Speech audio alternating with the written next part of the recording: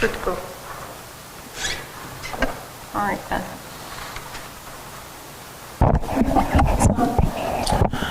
All right, welcome everybody to this special meeting of the 2024 budget review. We'd just like to start off by acknowledging that tonight we're gathered here on Treaty 5 territory, which are the traditional lands of our neighbors, the Opaskwayak Cree Nation, as well as many other Cree, Dene Cree, and OG Cree peoples, as well as the homeland of the Manitoba Métis Nation. I'll call this meeting to order. Somebody should have a resolution to adopt the agenda. Yeah, moved by myself, second by Councillor Atkinson, resolve that the agenda be adopted as presented, unless there's any additions. Call questions, all in favor? Opposed? None? Carried. All right, I know we have lots of guests here today. Maybe if you guys want to sit, are you guys participating too? Hopefully not, eh? Yeah. I guess I just want to start off by saying, telling everybody that I know our staff and administration have done a lot of work so far, kind of with the challenging budget we have in front of us. As we're going to see, we'll make some comments at the end. There's some things that are in our control, which we've done a great job of, and there's some things that are, some costs that are outside of our control that I know ourselves and others are continually advocating on behalf of municipalities to ensure that those costs can come under control. So with that, I'll pass it over to our CFO or controller, Laura, and she can walk us through it. Today I just wanted to go over a couple of things that have changed since we last met. So we've got the finalized warrant for Kelsey School Division taxes. I've attached it there for you. The increase is $166,800 from last year. So that equals about 0.83 mils. So that's an increase.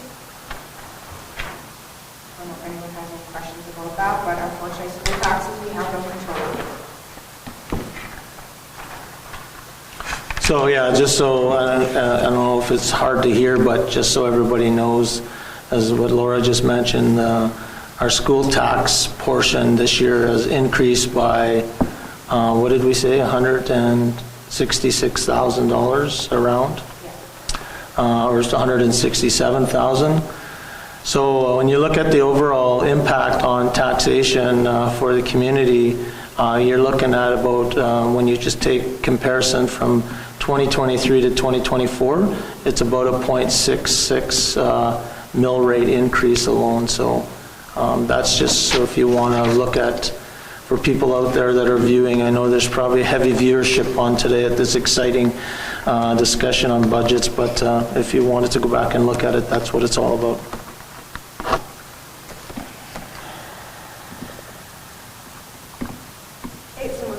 There's a couple of additional expenses that we've added based on the conversation that we had at the last meeting. So for the TRAGCOM Recycling Center forklift, the final amount was $17,850 that the ask was for. I was requested to add some truth and reconciliation expenses, so I budgeted $10,000 for that. Good. And then there's a cleanup on 22 Edwards Avenue. We put $50,000 in the budget right now, but my feeling is that could be low. We received 2 quotes at the moment. Yeah, I look at that as a start. So, you know, the thing is, it's the speed of when how fast we want to do the work. It's not about whether we have to do it all at once. So I think if we budget that amount this year, to say that's sort of what we're doing and work to the budget, don't work to a scope of work, then we can go from there. It'll give us a better idea of getting other people, and then as well as give us some time for, I know there's a lot of interest in the community from nonprofit groups and other investors to bring that back to life into maybe a different type of venue, and I'm sure we'll have more discussions on that later tonight. If I may, I'll start, I guess I'll have 3 things. I'll start on the 22 Edwards Avenue, Lido Theater. We hear there's community interest. I haven't seen anybody come to any council meetings suggesting that they're going to assist us. We inherited this by no choice of our own other than a tax sale. We've had, I think, 2 quotes so far. One realistic quote is close to $200,000. If council are paying this out of their pocket, I can't see anybody jumping up wanting to pay it. My personal opinion, getting in an argument with my wife over it, but I don't think we should be spending anything. If somebody wants that building, we'll give it to them. We are going to get our foot stuck in this. It's going to cost the taxpayers hundreds of thousands of dollars. Unless somebody can come in with a plan and say, here's what we want to do, they want to come in camera and talk to us and say, we'll take it, we'll look after it, and maybe we can give them a grant for taxes for a couple of years like we've done in some instances. But to blindly go into this and putting $50,000 in there right now and not knowing where the end is going to be, sentimentally, shame to lose a building like that, but financially, being financially responsible to our taxpayers, I see this as a no-win. And my comments are out there. I wouldn't, as it is now, it's in the budget. I'm fine to leave it there, but I wouldn't spend any more. I don't, I guess I look at it a little bit different. We haven't asked for any engagement yet, so that's one thing. I know maybe you guys don't have as much contact with the community, but I've had multiple people contact me directly, investors, and I'm also people asking about even straight outright purchasing. I said that the community is really not ready because we weren't really sure what we were going to do yet. I believe that if we're going to not focus, or if we're going to just sort of ignore this opportunity to actually create another pillar in our community, such as we do with museums, libraries, recreation, and I'm not saying that we should be investing millions and millions of dollars. I personally don't believe there's a rush. I think it's our due diligence to our community members, because the feedback that we get, there's more saying that we need to do something with it than not. So my take is that let's get the basic cleanup done, stick to a budget number, and if we're looking for engagement, let's make it public, because we haven't made it public yet. But I can tell you within the next council meeting, we could have somebody at this table talking to us about plans and potential. So. And the financial help, because I don't think it's be responsible for the town to do that. Oh, I agree. I mean, we can't spend. There was such a rush and people interested in the community.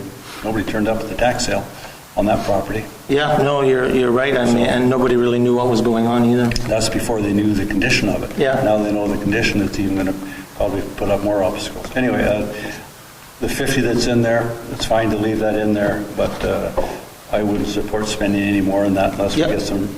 I completely support that, Councillor. So the recommendation is to leave it as the 50, not have any increase, and anything that is spent increases the cost of the building? Oh, absolutely. I mean, it would have to be, like, 50's in the budget. If that passes, fine. And any more money that we're going to spend on would have to be a council decision at the end of the day. Yeah, and again, I think that if council is serious about wanting to do more about it, and then we should make it evident to others out there that, hey, we're engaging the community. Is there groups out there that want to help establish an arts and culture center? And also, when they come to it, we would make it pretty clear to them that we don't have a big pot of money to hand out over this. We have our ways of doing things, and I've heard estimates on the repair bill to making that happen, and it's not small numbers. It's big numbers. So if it comes to, I think it's our due diligence to do that type of stuff for our community. If we get to a point where we say, hey, we've done all the work, we've invested a little bit of our community money, but here's what the picture looks like, and this is what it looks like going forward. The decision is to do this, is to tear it down, do whatever it happens to be, but I don't think we're there yet. So somebody has requested an estimate for the repair bill? No. The town has. We have a section for the agenda where we give you the details about that. We've asked The cleanup. Of the cleanup. No. Two different styles of cleanup.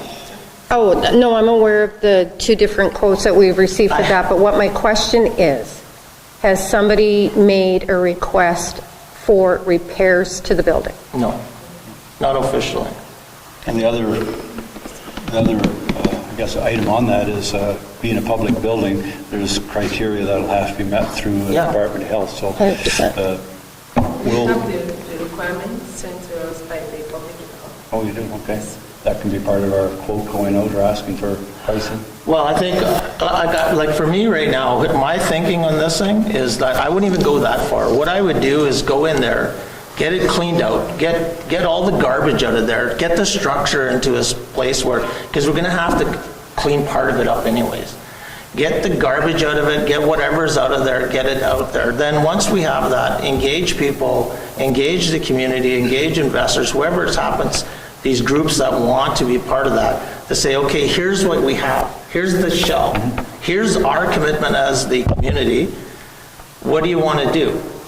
And it doesn't, and again, I think we have to keep in mind is that we don't have to do this all today or all this year. It could take a number of years as long as there's a plan of having it in place. And like you say, Councillor, we can't go in, make it a business or make it a whatever, some sort of theater, arts center, whatever it happens to be, until we meet all the requirements of the Canadian Electrical Code, the Manitoba Building Codes, the Fire and Health Safety Codes, all that other stuff. That'll be part of their, whatever that plan is. I do know that I spoke to one person that has been involved in these type of things in the past, and that's who kind of gave me that high estimate. At the end of the day, from my point, at this point in time, if I wouldn't give it a long time, 6 months, if we don't have, somebody doesn't come in with a plan in place, I would say. No, that sounds fair. Knock it down, and we've already lost 40,000 plus in taxes. Now we're going to lose, invest another 50. Hopefully it turns out people show up and can resurrect the building. I don't want to see a big Skippy L on Edwards Avenue. Oh, no, either do I. But again, we own that building though, right? Mm-hmm. So we get to decide what we're doing with it. Skippy L, I think, is a little bit of a different story there. Yeah, we own that now too, but all we have to do is say the word. Okay. Second thing, we've got an addition in here. I think you requested it, Your Worship, $10,000 for reconciliation. We already have around $8,000 in our budget for that, for staff development. If something comes up, to put $10,000 in there without knowing if there's anything coming up that's going to cost that, I don't think that should be in there, personal opinion. Because we're scratching, we're looking for money all over the place. Why put $10,000 in there if at this point in time we don't think we need it? It's not like we're not attempting to do our part and recognize what has to be done, and we are doing that. And there is money, I think, there is money in the budget there for staffing for reconciliation. That's training, yeah. Training, yeah. That $80,000 you're referring to is specifically for training that came from a quote for truth and reconciliation training that was received a month ago. It was going to be done in stages, if I'm not mistaken, but the 10,000 was my understanding would be for other things. But maybe that could come from the 25 in miscellaneous donations that you guys tell us. Whatever, we need to be able to do some reconciliation. I don't have the plan off the top of my head. I can sit down and develop that for you guys if you like on what we should do, but typically we lay out a plan and we've got all these other things going on. So if council doesn't want to have funds put away just for that type of events, I'm okay with that. I think that it's more prudent to not spend the money than to spend the money, to not have it in a budget. So we aren't earmarking it particularly for training? It could also be for an event as well? We were talking about having a plaque out front. There was also talking about if we do a joint event with OCN with regards to some sort of celebration, anti-racism. But if we believe we have money elsewhere in the budget, we can do that then, unless I think somebody else has better or different ideas with that. I just think it's better to have $10,000 in a $14 million budget is I know people don't like to hear it, but it's not a lot of money. Now, Laura's going to say, what do you want me to do with it? Well, I'm telling you it should stay in there, but if council's decision, if they don't want it, take it out. I agree with Councilor Walker that if the money isn't actually earmarked for something without an actual viable plan, then it's just putting money away for a slush fund. And I think if it was earmarked for something, like you said, a plaque or something that was actually figured out a little bit, but to just say, well, let's have it there in case. But that was the councilor, that's what was for a plaque, for an event. So is it council's responsibility to sit down and design all that stuff and go out and get the quotes now and do that? Your job to decide, yes, we want a plaque and this is what it should look like. And we should have goals for that, and then money should be earmarked properly. So we've been talking about that for like, I think almost a year now. So this is not the first time that's come up. So who needs, I can move that forward. That's not a problem. I just need somebody to say it's okay to go ahead and do it. Sorry, it sounds like we're blaming staff for not telling us what we want. No, I'm saying, I'm not just blaming staff or anything. I'm just saying, what do we need to, like, we've talked about it. But if we haven't in this budget, then we shouldn't be putting money aside. I agree, like I said, with... Okay, just I'm fine with that. earmarking money properly, that's all. I think that's financially responsible. President, may I make a recommendation for this? That we could remove it so that it's not affecting the mill rate, and once council comes up with a plan, we could have it come from the community and not services. That's a good idea. Yeah, I just don't think we need... No, and that's a fair point, Yeah. but if council thinks that's an appropriate way to approach it, it provides a solution to both ends. And what is that fund at right now? The community enhancement? That's okay, that's fine. That's fine. But I do know the fund would be there for that. If that's reasonable, then I can remove it from the budget and we can just have something earmarked in those funds for when plans out and something so. Move forward with a plan and get a dollar value. So, so let's make sure that gets on our agenda so we can start working on it then and provide our staff with what they need to see. That or our other option is for an issue sheet to come forward. It was already on an issue sheet probably a year ago, and we've talked about it. But clearly designated, though, as to what it would be. I can write up an issue sheet again. No problem. Well, I think that's what Councillor Manich was getting at, is if it's not 100% what it is, and it's something that we want to bring forward, then we need to bring it forward. But I think this community enhancement fund is a good idea as well. I just want to be clear, though, we did talk about doing a community event, a joint community event. And so I didn't do all the planning for it, but and we did talk about having a plaque out front in this council in the past. So I can put in another issue sheet so it gets on our agenda, so it's things to do. But I know that there's a lot of other things that we're doing, and I don't want to bog somebody down with this. And I just want to make sure the point of having money set aside is to make sure we have money set aside so that we don't sit here in June and say, we didn't budget for that, we don't have any money for that, we'll have to wait till next year, and now we're waiting another year for something to happen. So as long as the funds are there, it doesn't really matter to me. I think, but if we expected managers to be specific on where they're spending the money, then we should do the same, earmark money. If, I say Public Works needs a new tractor, they should tell us what they want so we can understand what it is. For us to just throw a random number at and say, well, we'll probably spend it on something, isn't fair to management. Well, with all due respect, Councillor Manich, I'm not going to get into argument with you about it, but we did say a plaque, we did say an event. I don't have all the details of it. That's just it, we're asking for details. Okay, so if that's what we're asking, we need details on that to be able to do that, fine. Okay. Oh, yeah. See, the third thing I want to speak on, save the best for the last, tri-community recycling. I passed on the minutes from our meeting we had with OCN and the Aaron Kelsey. basically, there's no reading between the lines in the minutes. They recorded pretty well everything that was said at the meeting, which was good. And they wanted to, and when I refer to they, it's OCN and the RM together. They had a copy of our second draft. This was between the communities, and they wanted to make some small changes to them. The one that OCN was talking about was, right now they have one rep, they wanted to have two.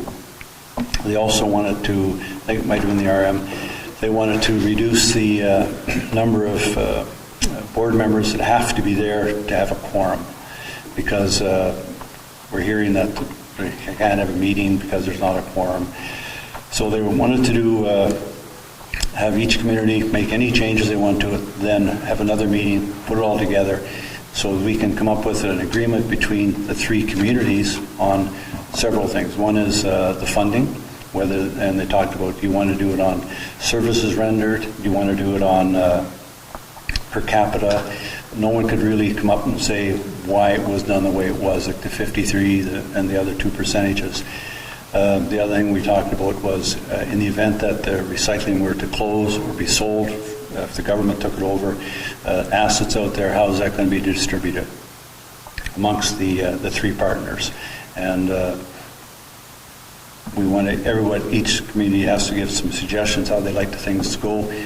Once we have an agreement between the three communities, then we can finalize our agreement separately with the recycling, the board and recycling, with whatever we want to put in there. And we've gone back and forth, I think, numerous times with that. I think it's close, but I think we need this one first for budgeting purposes and everything else, so we can look at it, kind of be objective, and each partner knows what the other one is thinking and what they're doing. And I talked briefly to the worship here a few minutes ago prior to the meeting, and the theme that came up was the town, we withdrew some of our funding this year, a portion of it. They were taken aback. They thought they should have been consulted first, and as the mayor said, they did talk to the RM originally. And I think that was back when Councillor Jakes was the mayor, when they held back part of the funding. So what they're requesting this year is if the town would honor their commitment to the partners and pay the full amount this year. And prior to anything being paid next year, we have a new agreement, a tri-party agreement between the three communities, so we know what's going on. We're a little bit more of what's happening out at the recycling center and all of that. I know it's not in the budget. There's, I think, Laura, you did put on here, if the additional is put in there, what effect that would have on taxpayers in the town of Paw. It's minimal. It's like if we had the extra in, again, it's all money. It all adds up, whether it's $10 or $15. I think it's $10 per household, something like that, was it? Well, it's based on the assessed value of your home, but I think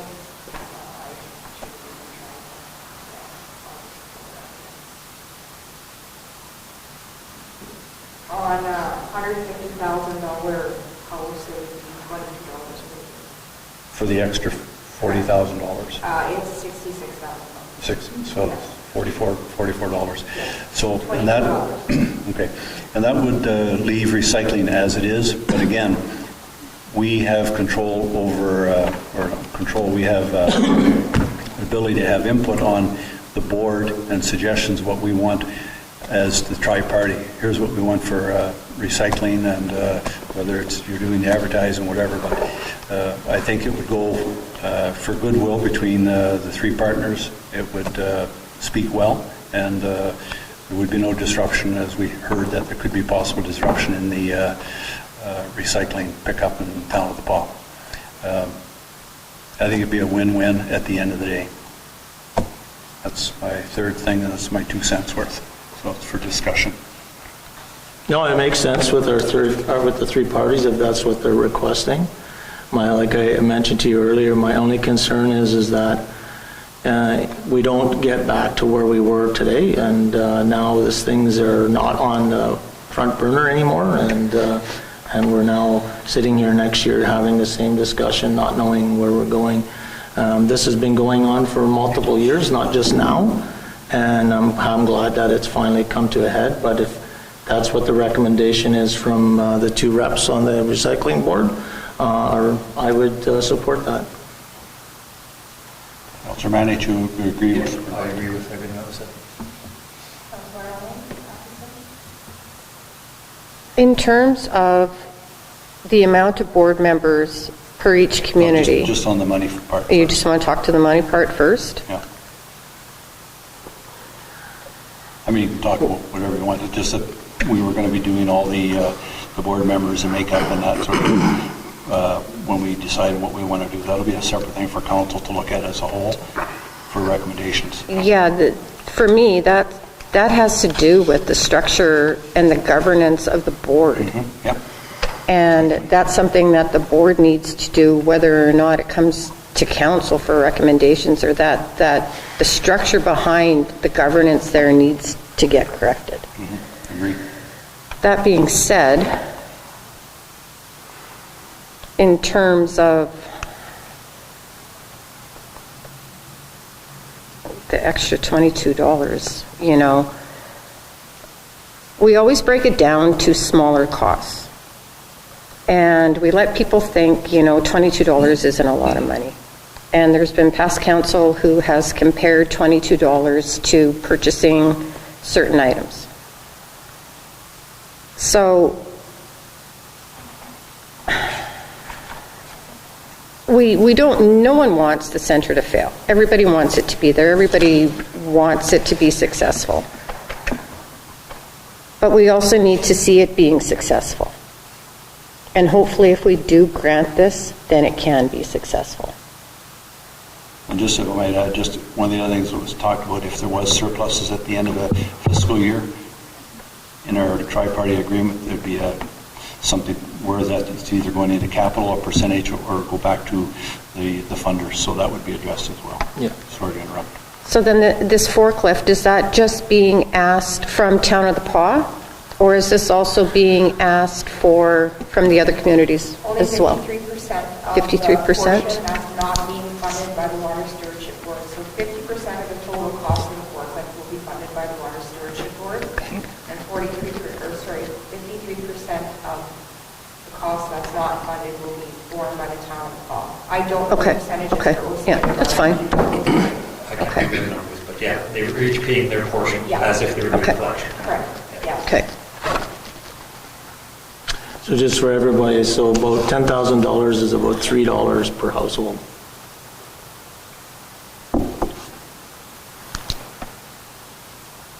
Every $10,000.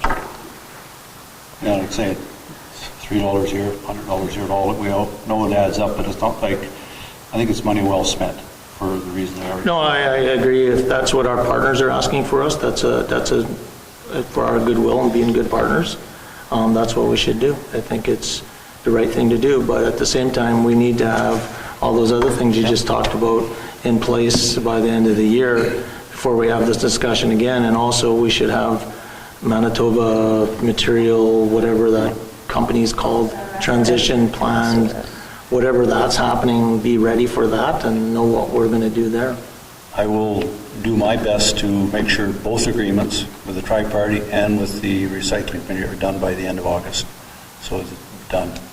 Good. Is there a possibility to have MMSM come down and do like an operational assessment on the recycling center and provide some recommendations? Perhaps there can be some adjustments made there then. Yeah, if you give them to Councillor Manich, your ideas, and we can bring them to we have a board meeting this week. Yeah, and it is kind of loosely been talked about, some different ideas, and we're getting there. It's been a struggle, but we're definitely getting there. At least at first I was kind of opposed to the meeting with three parties because it felt like you're leaving the board out, but it was a very productive meeting. It was good to see that we're all on the same page, and yeah, we all want to see recycling move forward, so however that comes to be, we should be supportive. Okay, so am I adding the 60 Yeah. cents to the budget? Sounds like it. Are you okay with that, Trent? Or Councillor? Yes and no. Well, I know. I'd say we can go ahead with it. Like I do have, I shouldn't say concerns, that's not the right word, but it just seems like we discussed this ad nauseum, and 109 was the number we came up with repeatedly, and now all of a sudden we're changing, and on the 11th hour, and very little discussion about it. So I understand that we want recycling to succeed, so do I. I'm glad to hear that there's some sort of an agreement amongst the tri-funders, so I'm okay with it in that sense, but it just seems like this could have been brought forward much earlier in the budget process. Feels like we're kind of getting strong-armed. So, sorry, has there been a board meeting since you met, the three communities met? Like, you haven't had a board meeting yet, right? This In between? Thursday. Yeah, and I just want to, like, I don't know, like, I don't know, I'm not a financial expert by no means, but I'm not 100% sure they need all that money to operate. But what I look at, Councillor, is not the fact that we're being strong-armed by somebody, it being the fact that we're sitting with our partners, they're asking us to do that, and our board reps from council recommend to us that we do that. That's how I see it. I mean, I don't think it's a bad thing either way, and if things work out as our councillors are saying they're going to work out, that surplus funding or whatever happens should be addressed at the end of it anyways. So whether it gets returned to the specific funder or gets put in some other spot. So we'll have an opportunity to discuss that more down the road. So like I said, I respect the hard work Councillor Manich and Councillor Hopper have done so far, and it'll be easier to work with your funding partners if we're not fighting over that right off the bat. So I think it makes sense. And I think that's what we have to remember. We're not adding $66,000 to anything. We are paying what was asked of, as our partners had paid, and therefore we're fulfilling our obligation, our request. So it's not an additional ask, it's fulfilling what was asked of. I know, Councillor, you're talking about, they use the phrase strong arm, and I feel that a little bit too, but it's not from our partners. It's No, it's definitely not from our partners. Yeah. Yes, so thank you for clarifying that. yeah. So it's nice to let somebody think they won. But I think, as the mayor said, I think that's the right thing to do. It's next year we won't have this long discussion. It'll be done, and we'll have our agreements in place. So where does it sit with the insurance? We're discussing that on Thursday at the board meeting. There's still some things outstanding, but we're well on track to get that reinstated, I think. Well, it will eventually, one way or another. Has to.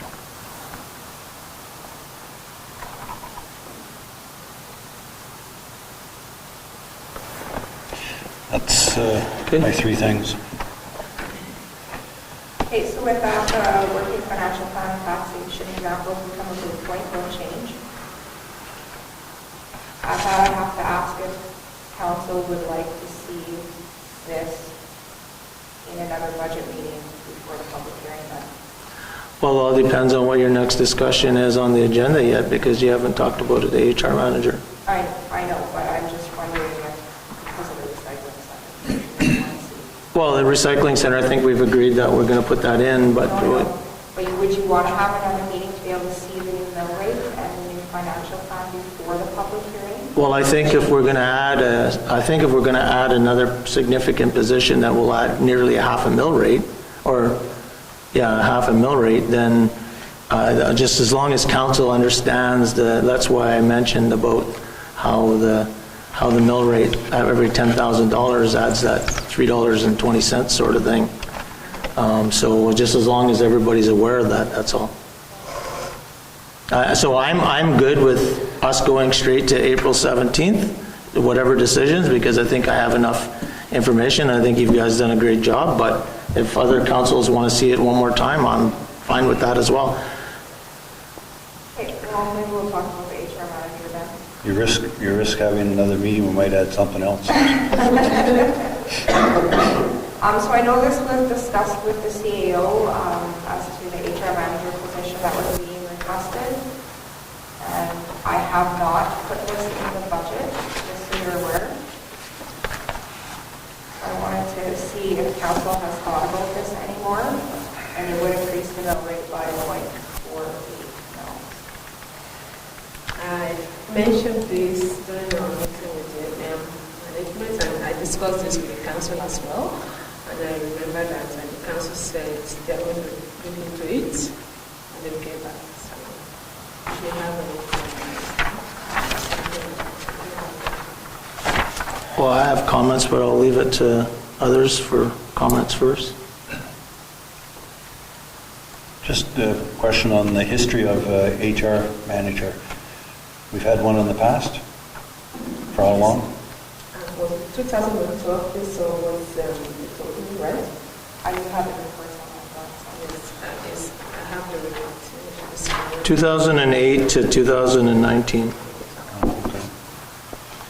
So there was an HR officer position, history, started in July 16th, 2008, and ended February 15th, 2019. BOLA did provide, and I guess the staff's input did provide a very good detailed report on that, and also outlined to us the health and safety officer's position history at the same time. So I think what was being proposed here is actually a combined position of health and safety and HR. Did anybody else have any comments? I don't want to hog the mic here, so if you guys got comments first.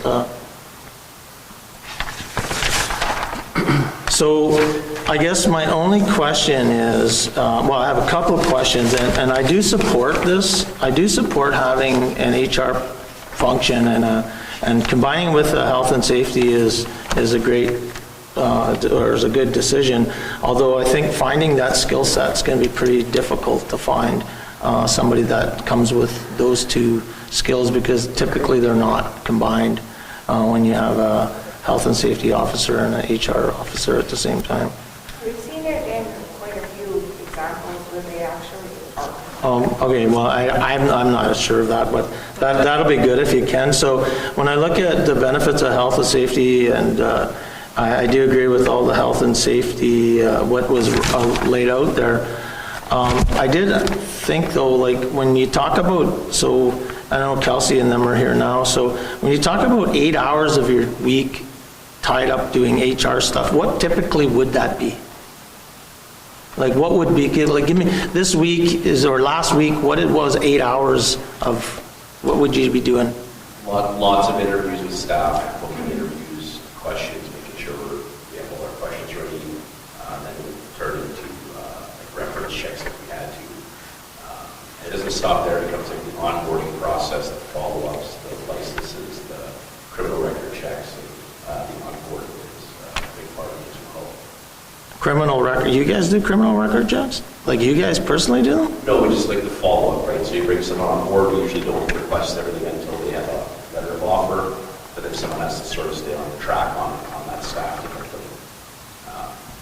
Isn't Jen part of the HR team now though? Like isn't she like? And Jen does most of HR stuff in order to help.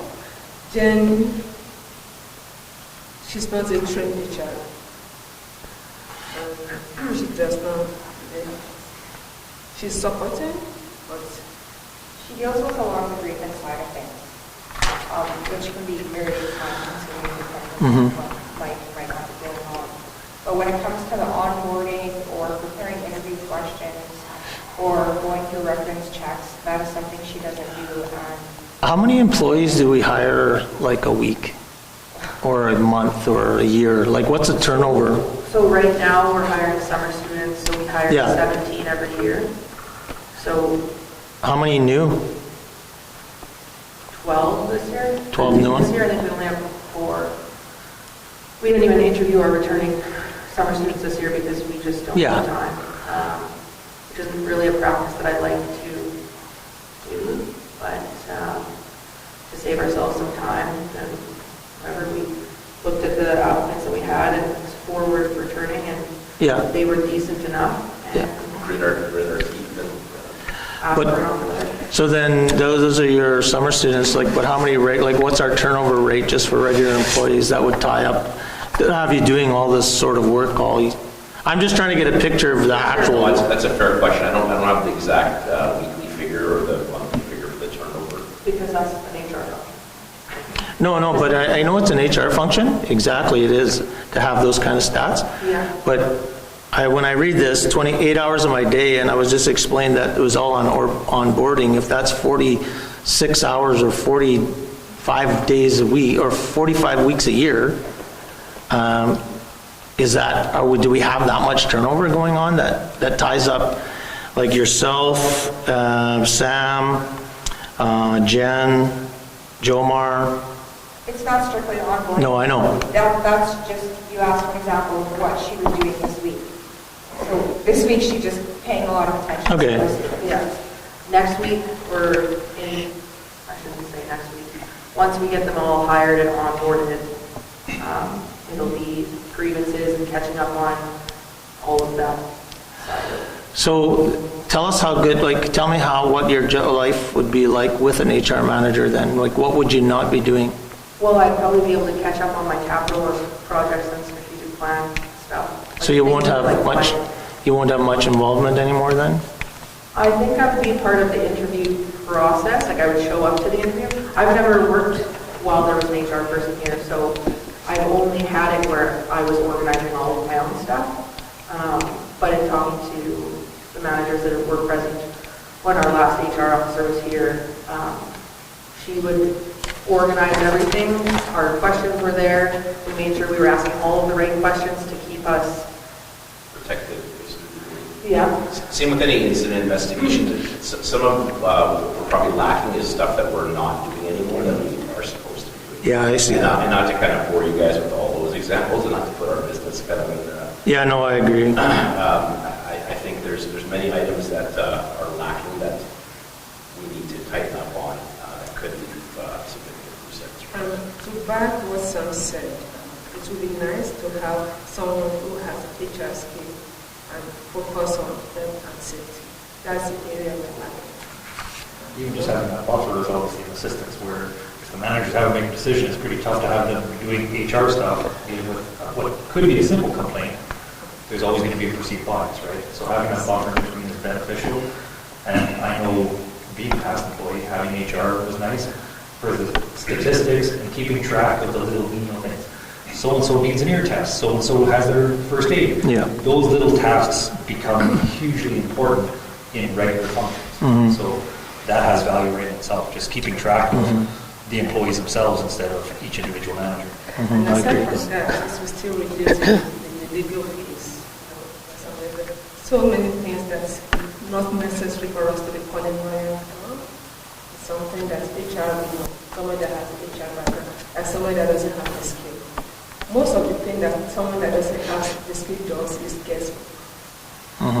So would asset protection be tied in? Councillor Hoffman had a question. The figure you have in here, Laura, what's the amount on that again? It was There you go. 1,000 plus 20%. Pardon me? About 100 grand. For your base salary. That's for 12 months, so to speak. So Yeah, so so actually, realistically, we might not be hiring somebody till June, yeah, realistically, I could put that down to probably a half. half of that Yeah, for this year. yeah, you're correct. And would asset protection tie into this as well? no. Or not at all? No. Just health and safety?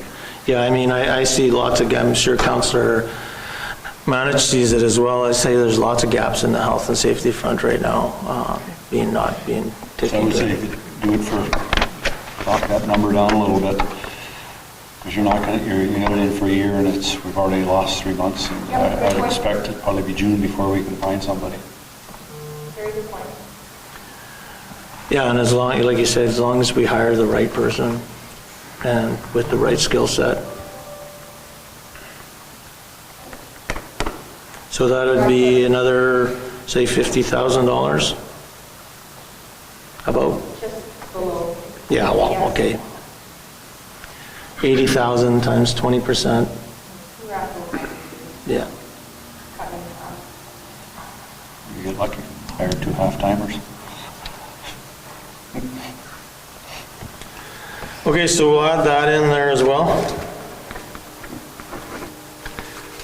I had a few other questions, but I'll talk to Bola about some of the savings there, because it's, just so we put it on, everybody knows, like, you won't save all of that money in HR expenses. You're still going to have to consult legal when required.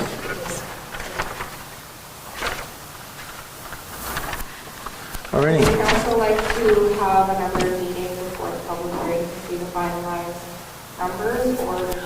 I'm good with it. Just so we have them? You can just send it to us. Just send it. I don't need to go to Yeah. another meeting for Yeah. it. Because I won't be here James? for the public hearing. Yeah. I'll be gone. And just to remind you, the public hearing is on April 17th, on Yeah. a Wednesday. Your regular council meeting is on Monday at 6. The Yeah. public hearing is at 5 o'clock.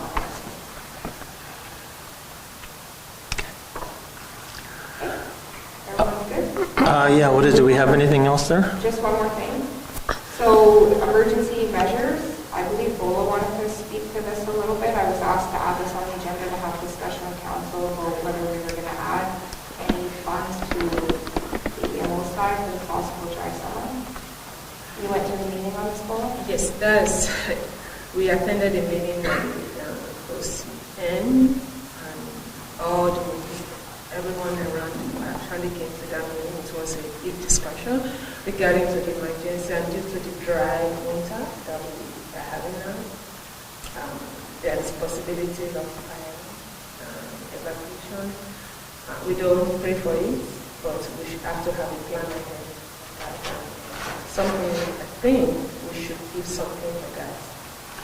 Yeah, I guess my only comment on that, Bola, is we could declare a state of an emergency, and then if we have to get money, we'll get money. We can spend it and try to recover it later. So I don't think I would want to apply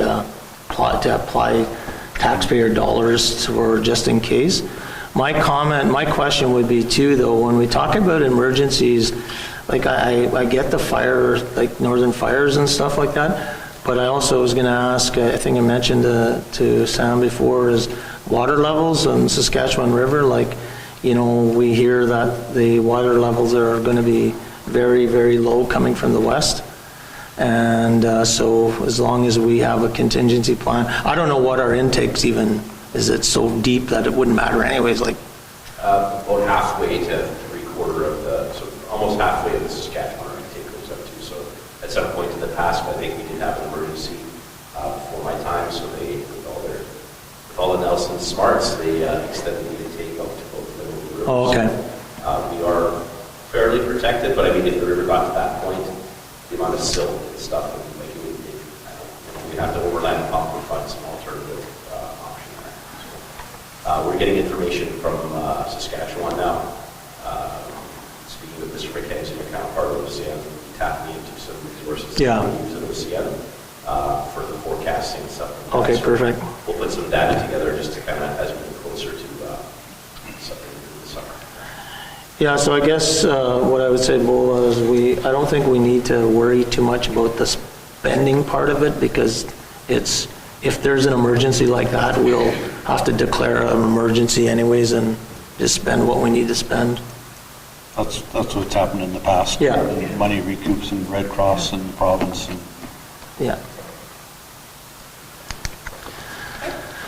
Okay, so I want to just do a quick little summary here. So I know we got lots of people watching in YouTube land, so they're super interested. And so there's going to be, I think we added today, just in discussion, we added probably a half a mill rate. So that's about another $100,000 in spending that was added today. But based on the numbers that we had there, what you have to look at is our tax increases this year, a majority of them coming from the RCMP costs. The RCMP alone is a 3.03 mill rate increase. And then if you look at just the entire education portion, not just the KSD, but all of education, there's another 0.662 mill rate increase. So when you look at the entire increase that we had put forward, the 3.25 mills, it's actually lower than like we're gone in a negative, that we would have to have been cutting positions, or cutting costs somehow. And so then when I had my discussions with Laura around this, obviously we've increased revenues in other ways that we can sort of reduce that impact. And so this year, our staff's done such a good job last year, and we're going to carry it on to this year. We've got another $1.1 million in increased revenues, and that's, Kelsey Recreation is doing some good work. The airport gas, the fuel that's being sold out there. So, that increases that revenue. So when you think about that, that's sort of what's helping pay for some of this stuff. But when you take it all together and you start looking at it, just the wage increases, those are sort of things that we control. But the wage increases just alone this year for the community is based on our negotiations with our unions and our staff is $265,000. So that's 1.2 mils, somewhere around there, 1.1 mil. So when you look at it all said and done, you're seeing increases in taxes and in taxation, but the challenge we have is the taxes, or the expenses that we have zero control over: RCMP costs, school taxation, or school levies, tax levies. So I want to say that, I appreciate the staff and everything we've done so far. I know people are going to look at the numbers and say, oh, you guys are increasing taxation on us, but it's not from the lack of effort from our staff and the council of looking at everywhere where we can save and getting to where we're at today. And what worries me even more is that when you look at, we lose this $1 million worth of revenue increase because of all the good things that's being done, it gets eaten up by something completely else. And when you look at the reinvestment into a community that's worth $335,000, and we're putting maybe I think $44,000 I figured out is what more spending.